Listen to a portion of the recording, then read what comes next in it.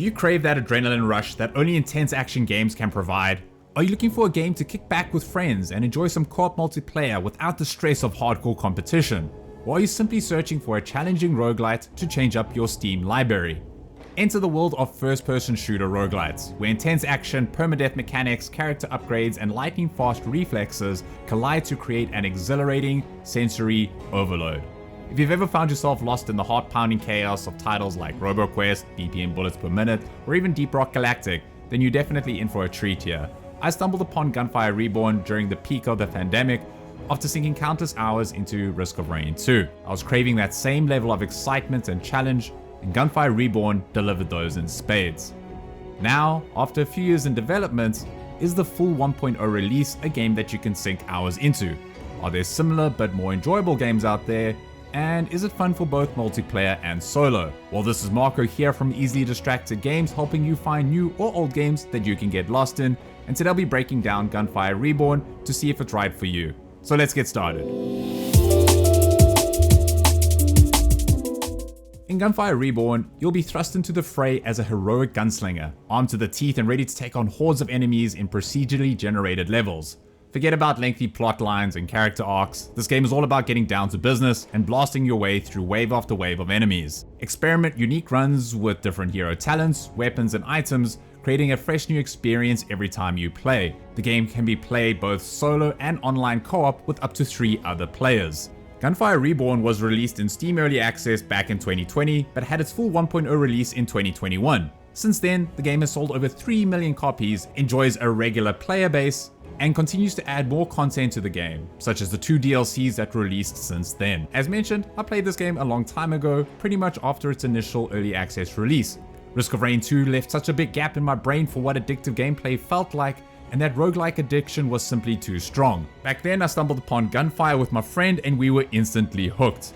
I would not consider us skilled in the genre by any means, often with our scores at the lower end of the competitive spectrum, but casual gaming hits home for me as sometimes I just want to jump into a game and forget about what's happening outside. In Gunfire Reborn, I was mesmerized by all the damage stats that were just randomly flung onto the screen while eliminating the enemies. I enjoyed blazing around the stages like I was in a mall on Christmas Day, trying to buy presents for everyone for the upcoming family lunch.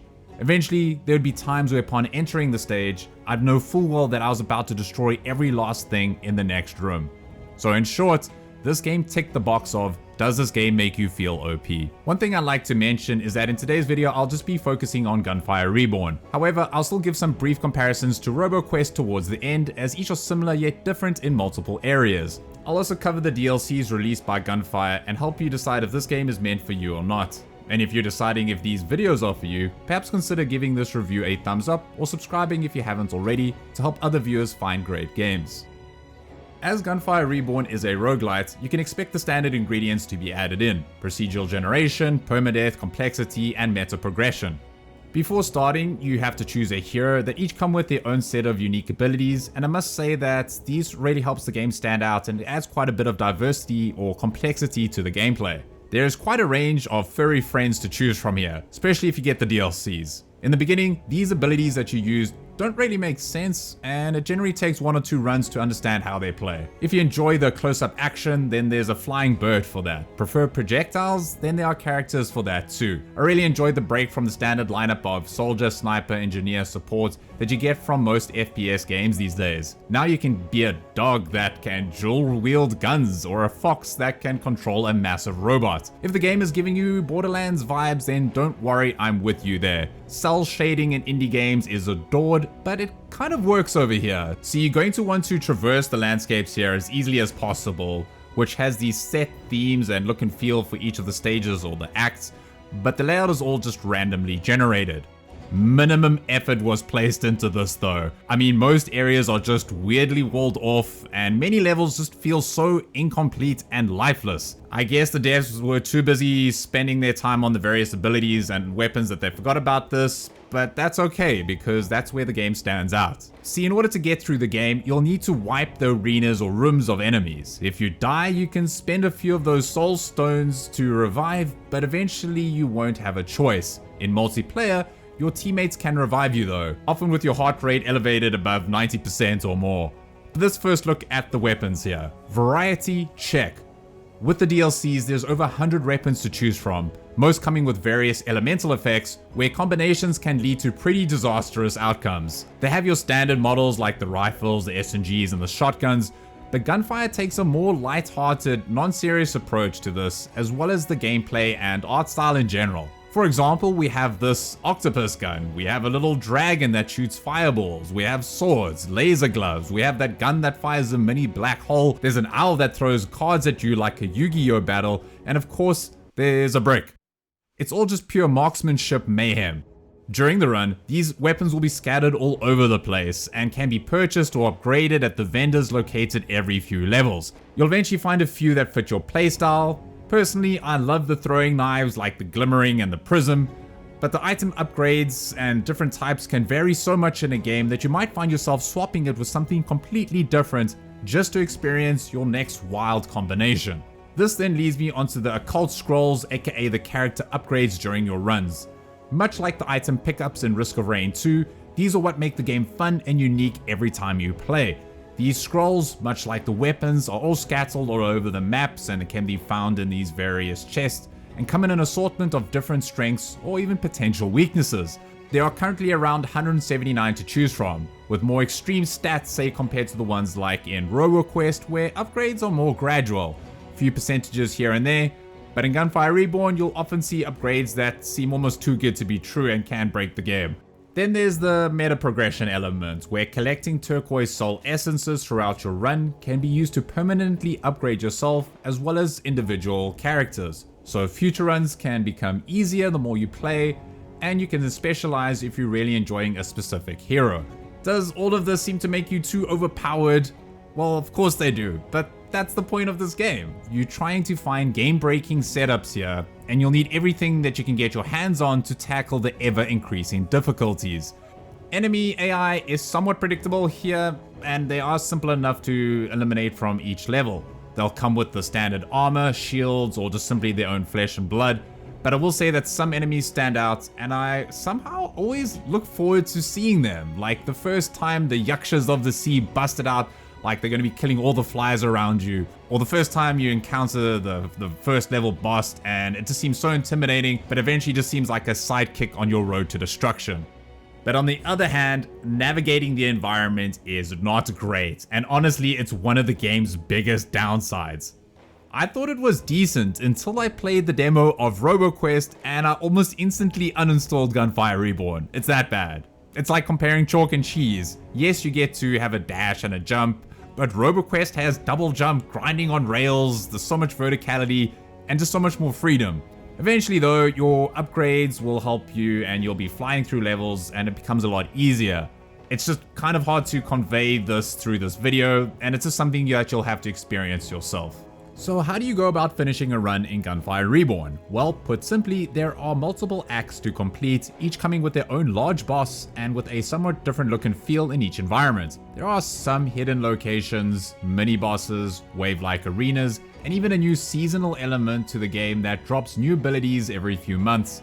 But this might not be enough for some, and this could get boring really quickly. Luckily, the game includes harder difficulties as well as some unique game modes. This will only get you so far though. Like with any other multiplayer roguelites, it's just always going to be more fun with friends.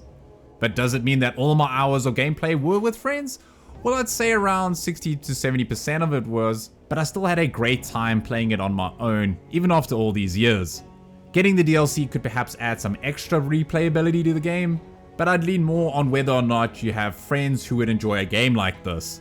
There are some extra game modes such as the daily challenges, the wave-like spiritual assault, and as well as the ever-increasing difficulties that you get with the standard game.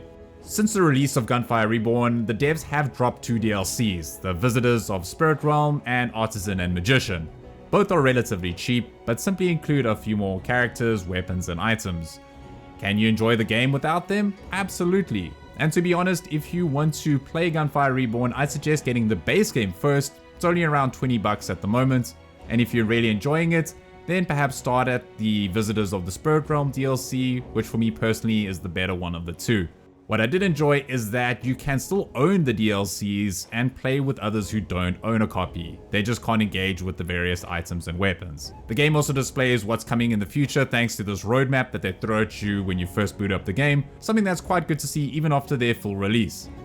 Something that got me hooked on this game in the first place is its low barrier of entry in the performance department. Gunfire Reborn can easily run at a solid 60 FPS, and it always just feels so fluid when playing. I did get the occasional lag, especially when playing multiplayer, but I could always expect streamlined gameplay, even with my i5 laptop with its Nvidia GeForce RTX 2070. The game was built in the Unity engine, so I guess that combined with the simplistic environment helps keep those frame rates high. Many people might be turned off by this game in the looks department, and that's something I understand. And the cutesy themed characters might not be to everyone's taste here, but as mentioned, it's to add to its light-hearted charm. Sounds are also quite bare-boned here. Gun blasts are passable, but none ever felt quite unique or earth-shattering.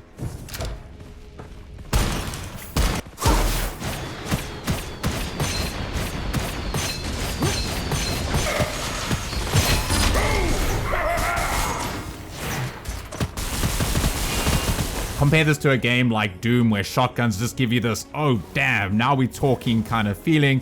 And same goes with that soundtrack, which just falls into the better switch to Spotify genre.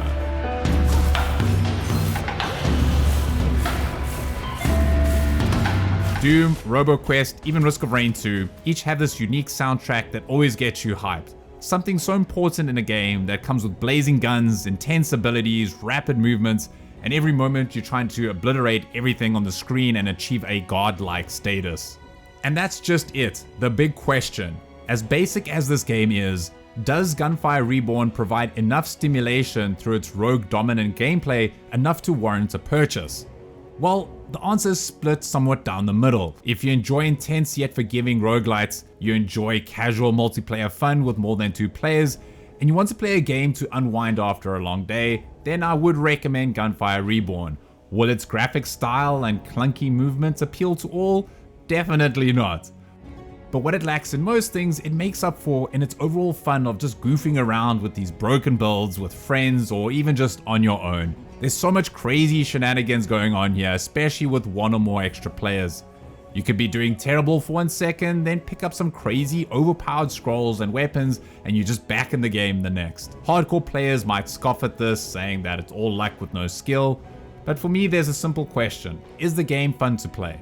Yes, it is, and it's worth a play in my books. So for those wanting a roguelike game with FPS elements, get Gunfire Reborn. But for those wanting an FPS game with roguelite elements, then I'd say get RoboQuest, or even Deadlink if your dopamine levels only require the most seizure-inducing of gameplay here. Have you ever played Gunfire Reborn, RoboQuest, or even Deadlink? Which has been your favorite? Let me know in the comment section below. And if you enjoyed this video, perhaps watch one of my others. Who knows, you might find a game that you really enjoy. But other than that, it's Marco here from Easily Distracted Games, helping you find your next game that you can get lost in. Ah! Oh my god. Yes, Marco, yes, let's get this guy. Oh, it is.